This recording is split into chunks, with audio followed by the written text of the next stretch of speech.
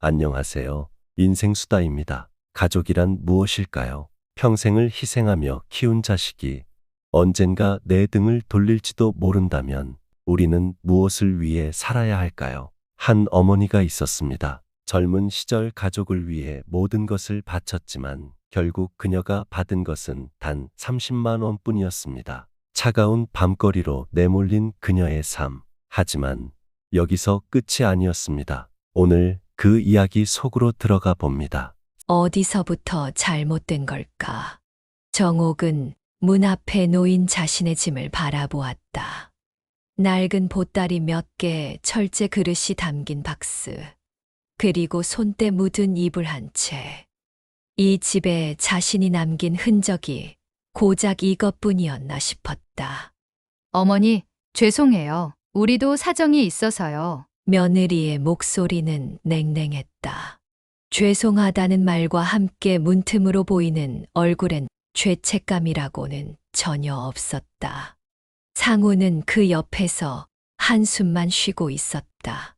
정옥은 속이 타들어갔지만 무슨 말을 해야 할지 몰랐다. 상우나, 이게 무슨 일이냐? 아들은 눈을 피했다. 며느리는 대신 단호하게 말했다. 어머니, 저희도 이제 애도 키워야 하고 공간이 부족해요. 솔직히 이렇게 같이 사는 거 너무 힘들었어요. 힘들었다고. 내가 뭘 그렇게 잘못했니? 정옥은 자신의 행동을 되돌아봤다. 아침마다 일찍 일어나 밥을 지었다. 며느리가 힘들까봐 빨래도 직접 돌렸다. 손주가 칭얼대면 자기가 피곤하다고 핸드폰만 보던 며느리 대신 밤새 안아주었다. 그런데도 그녀의 존재는 짐이었다. 솔직히 어머니, 저희가 매번 눈치 보는 것도 스트레스예요. 그리고 솔직히 냄새도 좀. 그 말에 정옥의 가슴이 철렁 내려앉았다. 냄새. 며느리는 코를 찡긋하며 말을 흐렸다. 순간 상훈이 눈치를 보고 급히 나섰다. 그만해. 어쨌든 어머니도 혼자 계시는 게 더 나을 거예요. 혼자 있는 게 낫다고? 정옥은 그 말을 되뇌었다. 몇십 년을 혼자 살았다. 남편이 세상을 떠나고 오직 상훈 하나만을 바라보고 살았다.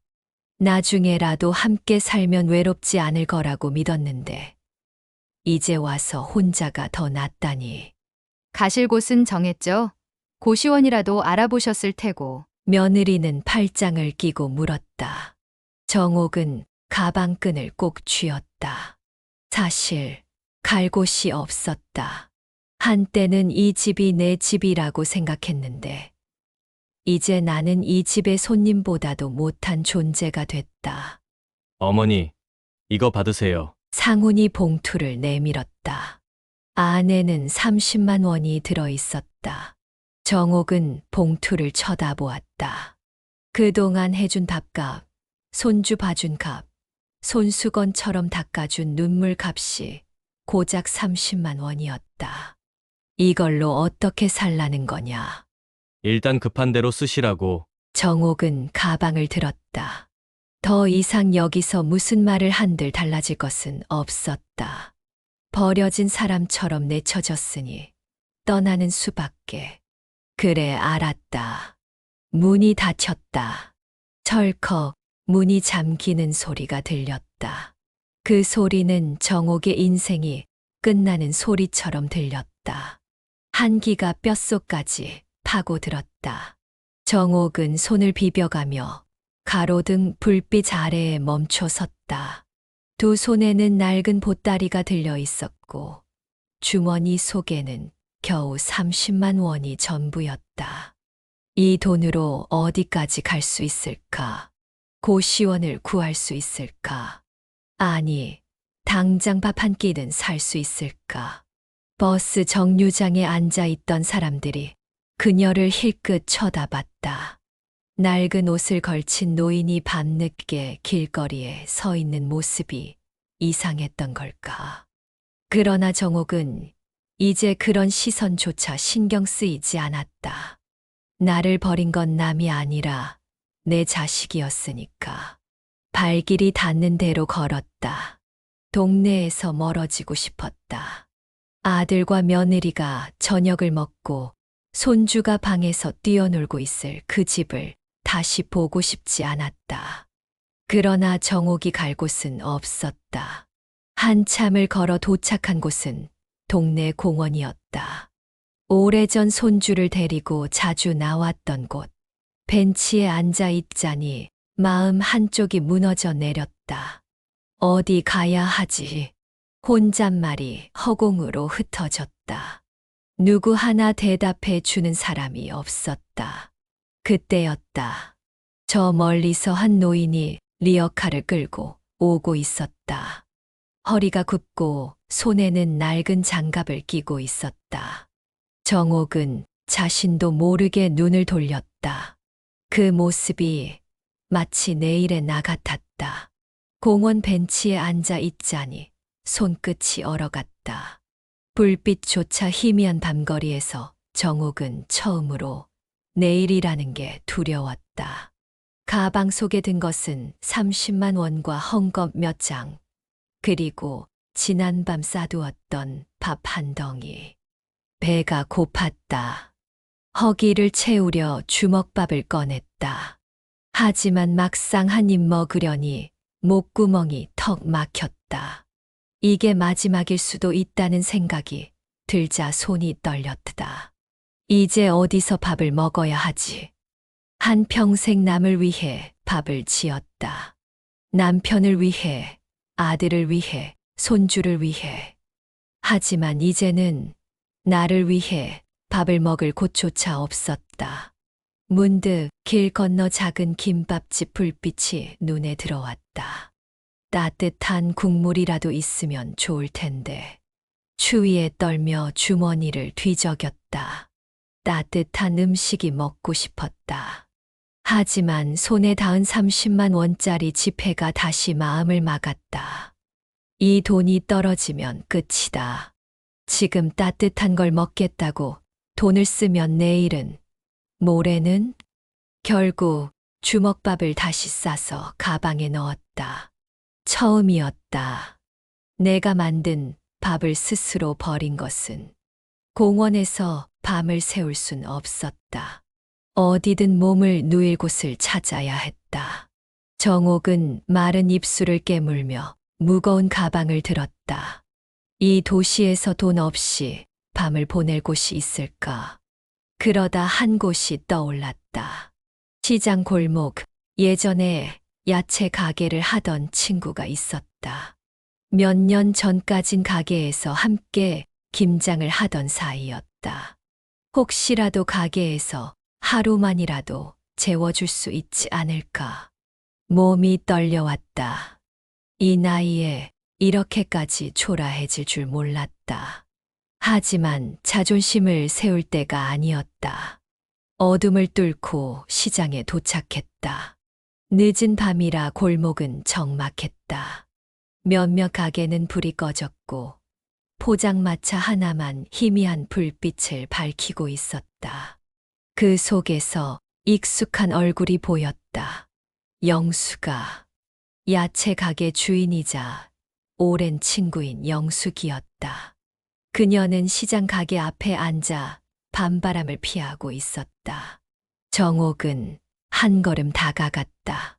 하지만 막상 눈이 마주치자 가슴이 쿵 내려앉았다.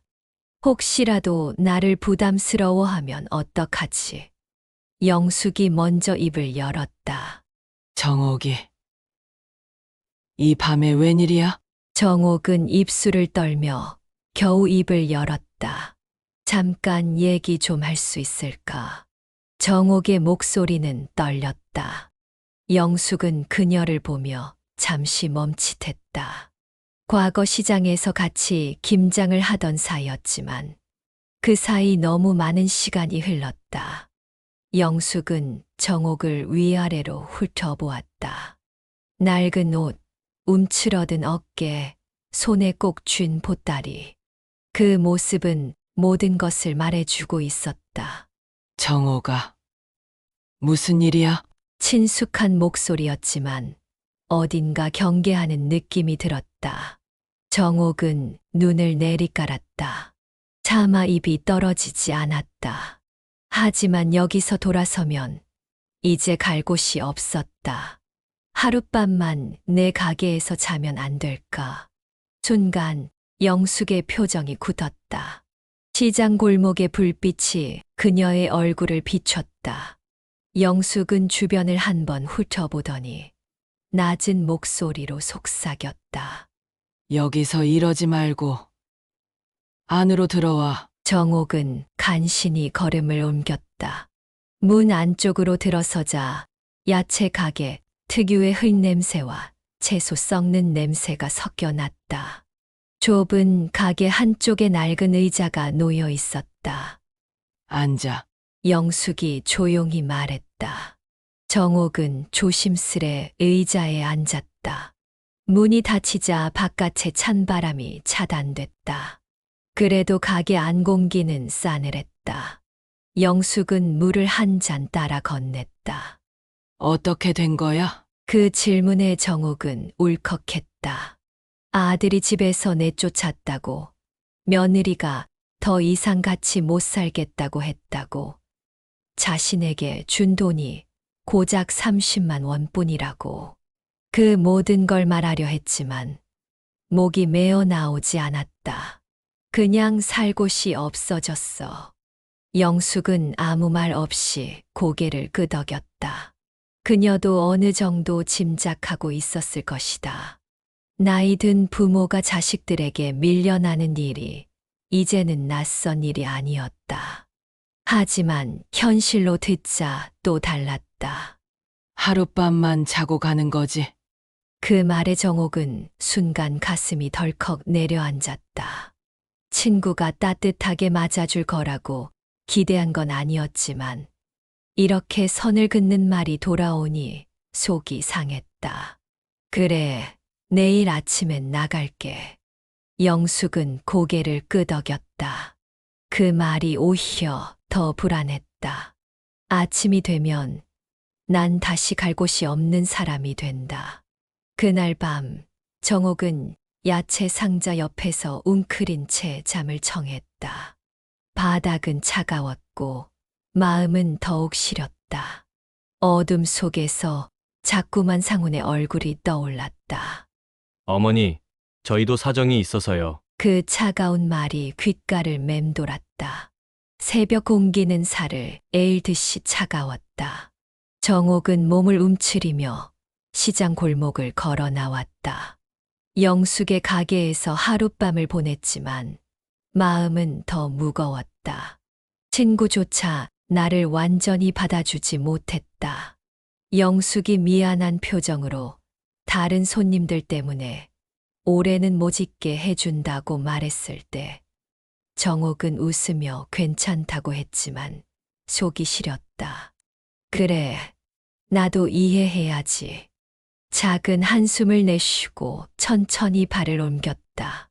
시장이 깨어나기 시작하면서 사람들의 소리가 들려왔다. 생선 좌판을 여는 할머니, 분주하게 트럭에서 짐을 내리는 상인들.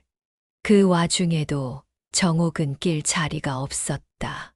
배가 고팠다. 밤새 아무것도 먹지 못해 속이 쓰렸다. 그러나 지갑을 열지 않았다. 이 돈을 쓰면 끝이야. 손주를 키우던 시절 돈을 아끼려다도 손주가 배고프다 하면 기꺼이 간식을 사주곤 했다. 하지만 지금은 자신을 위해 돈을 쓰는 게 너무 두려웠다. 저기요, 아주머니. 낯선 목소리에 고개를 들었다. 한 젊은 여자가 서 있었다. 30대쯤 되어 보였고 손에는 따뜻한 어묵 국물이 담긴 종이컵이 들려 있었다. 이거라도 드세요. 너무 추워 보여서요. 정옥은 순간 멈칫했다. 자존심과 굶주림이 싸우고 있었다. 하지만 손이 먼저 나갔다. 따뜻한 국물이 손끝에 닿는 순간 이상하게 눈물이 나올 것 같았다. 고맙네. 그 한마디가 간신히 나왔다. 젊은 여자는 빙그레 웃으며 떠났고 정옥은 길가 벤치에 앉아 천천히 국물을 들이켰다.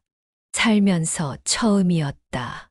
남이 준 음식을 받았던 게 그렇게 작은 친절 하나가 그녀를 하루 더 버티게 했다. 국물 한 모금이 몸을 데웠다. 하지만 마음까지 따뜻해지지는 않았다. 정옥은 종이컵을 손에 꼭 쥐고 한참 동안 벤치에 앉아 있었다. 버스 정류장 근처였지만 그 어디로도 가고 싶지 않았다. 가야 할 곳이 없었으니까. 문득 주머니 속에서 휴대전화를 꺼냈다. 배터리는 얼마 남지 않았고 손가락이 떨렸다. 그래도 숫자를 눌렀다. 상훈이의 번호. 이렇게까지 해야 하나. 하지만 손이 먼저 반응했다. 뚜뚜뚜. 어머니? 낯설게 느껴지는 아들의 목소리. 정옥은 그저 침묵했다. 차가운 공기가 목을 조이는 듯 했다. 무슨 일이세요? 다급하지도 않았다. 걱정도 없었다. 그냥 귀찮다는 느낌이 묻어났다. 정옥은 애써 목소리를 가다듬었다. 그냥 잘 지내는지 궁금해서. 네, 잘 지내요. 근데 무슨 일이세요? 또 같은 말. 무슨 일이냐고. 자식이 어미를 걱정하는 게 아니라 어미가 귀찮게 전화했냐고 묻는 태도. 손주는 잘 있지? 아, 네. 요즘 유치원에서 영어 배운다고 바빠요. 그 짧은 말에서도 그러니까 바쁘니 전화하지 마세요 같은 의미가 느껴졌다. 정옥은 웃음이 나올 것 같았다. 바보처럼, 정말 바보처럼 살았구나. 손자에게 잘해주면 사랑받을 거라 믿고 며느리에게 맞춰주면 함께 살 수 있을 줄 알았는데 정옥은 가볍게 한숨을 내쉬었다. 그래, 다행이네. 그럼 어머니, 저 바빠서. 또 그렇게 전화를 끊었다. 그 순간 정옥은 깨달았다. 이제 그녀는 누구에게도 필요 없는 존재가 되었다는 것을. 전화기 화면이 꺼지자마자 정옥은 허탈하게 웃었다. 손에 쥐고 있던 휴대전화를 주머니에 넣으며 머릿속이 복잡해졌다. 이제 더는 기대할 것도 없었다. 가족이라는 게 결국 나 혼자만의 착각이었나. 천천히 자리에서 일어났다. 발길이 닿는 대로 걸었다. 갈 곳이 없다는 걸 알면서도 그냥 이렇게 가만히 있을 수만은 없었다. 밤새 굶은 배는 허기질 대로 허기졌고 몸은 점점 더 축 처졌다. 시장을 지나 작은 골목으로 들어섰다. 익숙한 거리였지만 이제는 모든 것이 낯설었다. 그때였다. 어디선가 버려진 박스를 모으는 소리가 들렸다. 고개를 돌리자 한 노인이 리어카를 끌며 폐지를 줍고 있었다. 허리는 구부정했고 손에는 낡은 장갑을 끼고 있었다. 땅에 떨어진 종이 한 장까지도 소중히 주워 담는 모습이 어쩐지 남 일 같지 않았다. 정옥은 천천히 다가갔다. 노인은 그녀를 한 번 쓱 훑어보더니 다시 자신의 일을 계속했다.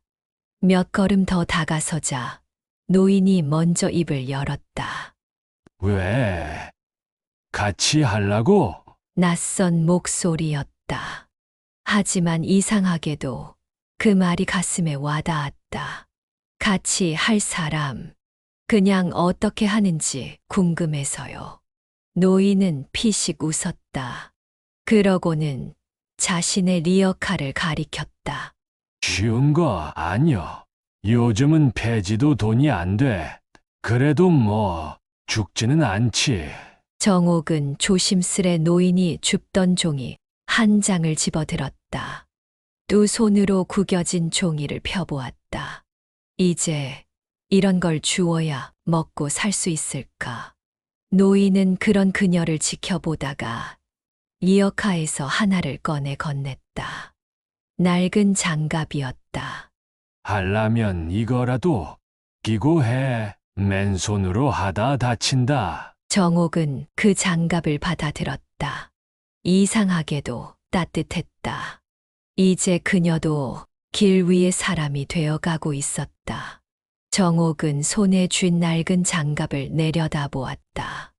노인의 말처럼 맨손으로 폐지를 줍다 보면 손이 쉽게 상할 터였다. 천천히 장갑을 끼고 땅에 떨어진 종이 한 장을 집어들었다. 한때는 쓸모 있었을 종이 이제는 길 위에서 버려진 것들. 처음 하는 것 치곤 손이 빠르네. 노인이 슬쩍 웃으며 말했다. 정옥은 멋쩍게 미소를 지었다. 할 게 없으니까요.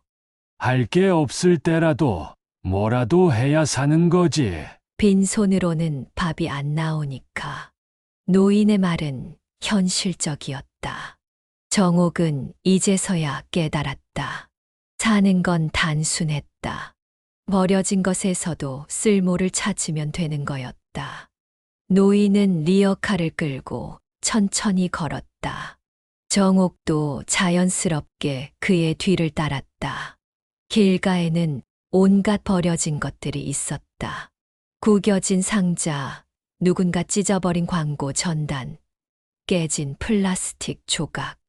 사람들에게는 쓰레기였지만 그들에게는 하루를 연명할 수 있는 돈이었다. 저거 봐. 저거. 노인이 가리킨 곳엔 커다란 박스가 놓여 있었다.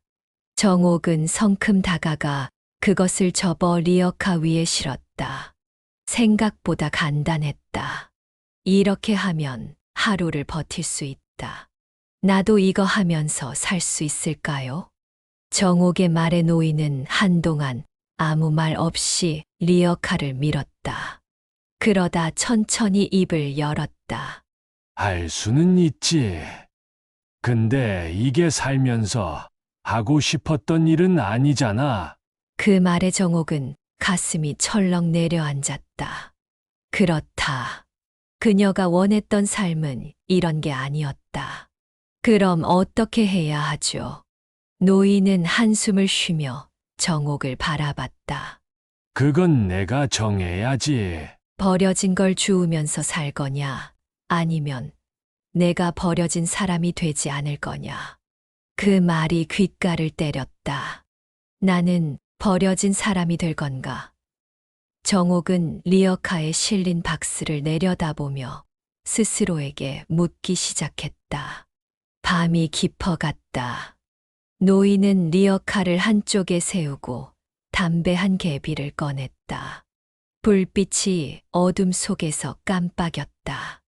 어디 갈 데 없으면 내 자리에서 자도 돼. 그 말에 정옥은 고개를 들었다. 노인의 얼굴에는 큰 변화가 없었다. 단지 덤덤한 표정이었다. 그냥 여기서요? 아, 응. 사람들 눈피해서 저쪽 골목 안에 자리는 있어. 비는 안 맞아.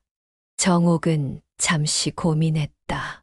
노인의 호의가 고맙긴 했지만 이대로 머물면 정말로 이 생활이 익숙해질 것 같았다. 아니에요. 전 아직 가야 할 곳이 있는 것 같아요.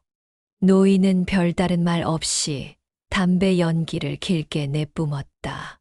정옥은 주머니에서 남은 돈을 꺼냈다. 30만 원에서 거의 손을 대지 않은 돈이었다. 그리고 며칠째 망설이던 곳으로 발걸음을 옮겼다. 복지센터. 그곳이 떠오른 것은 우연이 아니었다. 며칠 전 시장을 지나며 본 작은 팻말. 독거노인 지원 상담. 이제는 더 늦기 전에 다시 한번 사람들 속으로 들어가야 했다. 손에 남은 장갑을 벗어 노인에게 건넸다. 고마웠어요. 덕분에 다시 살아야겠다는 생각이 들었어요. 노인은 짧게 웃었다. 그래. 아직은 늦지 않았어. 정옥은 길을 떠났다. 이번에는 어디로 가야 할지 조금은 알 것 같았다. 복지센터 문 앞에서 정옥은 한동안 서 있었다. 작은 간판이 흔들리며 독거노인 지원 상담이라는 글씨가 보였다. 한 걸음, 한 걸음이 무거웠다. 도움을 요청하는 것이 이렇게 어려울 줄 몰랐다. 내가 여기까지 와야 하나. 하지만 돌아갈 곳은 없었다. 아들은 등을 돌렸고 며느리는 차가웠다. 친구도 오래 머물 곳을 내어주지 못했다. 더는 망설일 이유가 없었다. 문을 밀고 들어서자 안에는 생각보다 따뜻한 공기가 감돌았다. 상담 창구 너머로 중년의 직원이 고개를 들었다. 어머니, 오셨어요? 정옥은 목이 메었다. 누군가 자신을 어머니라고 불러준 것이 오랜만이었다. 저 상담을 받고 싶어요.